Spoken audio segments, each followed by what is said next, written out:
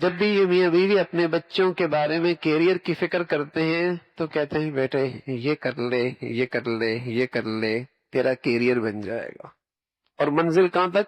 60-70 سال کی زندگی بن جائے گی۔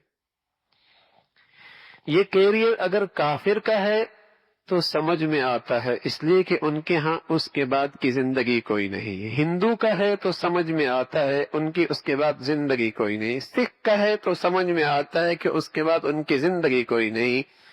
کسی دہریہ کا ہے تو سمجھ میں آتا ہے کہ اس کے بعد ان کی زندگی کوئی نہیں۔ حیرت ہے کہ مسلمان بھی یہی کہتا ہے، حالانکہ اس کا ایمان کیا کہتا ہے کہ زندگی شروع ہی اس کے بعد ہوگی۔ کبھی خیال ہی نہیں آیا کہ ہم نے اپنے بچے کی زندگی بنانی ہے۔ کیا مطلب؟ خربوں سال کی زندگی بنانی۔ کبھی میاں بیوی نے بیٹھ کے اپنے اولاد کی یہ فکر نہیں کی؟ کیریئر بناؤ میاں۔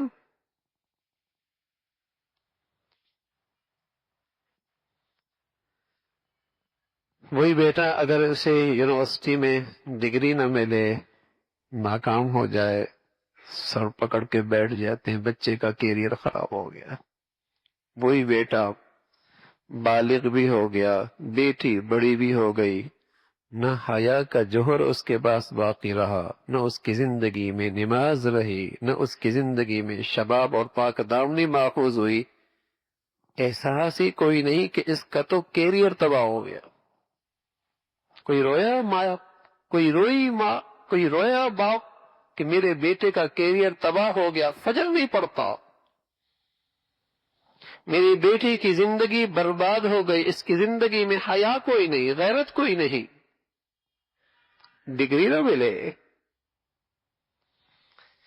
کفر کے علم میں اتنا اثر کیا ہے دل و دماغ پہ، اتنا اثر کیا ہے کہ مسلمانوں کے ہاں بھی اب زندگی کی انتہا 60-70 سال۔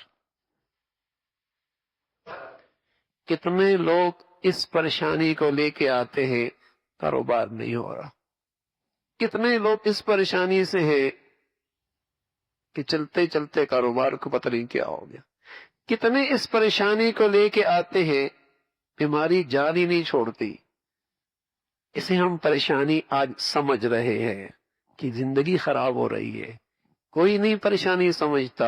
بیٹا نماز نہیں پڑھتا، بیٹی نماز نہیں پڑھتی، بہنیں حیا کی چادر نہیں اوڑھتی، میرے گھر میں موسیقیوں کی آوازیں اٹھ رہی ہیں، لقمہ حرام ہمارے گھروں میں استعمال ہو رہا ہے، اس پر کوئی بے چینی کوئی نہیں، کیونکہ اسے اپنے فیوچر کے لیے خطرہ نہیں سمجھتے، اسے اپنی زندگی کے لیے خطرہ نہیں سمجھتے۔ اگر خطرہ سمجھتے سر پکڑ کے رونے لگتے۔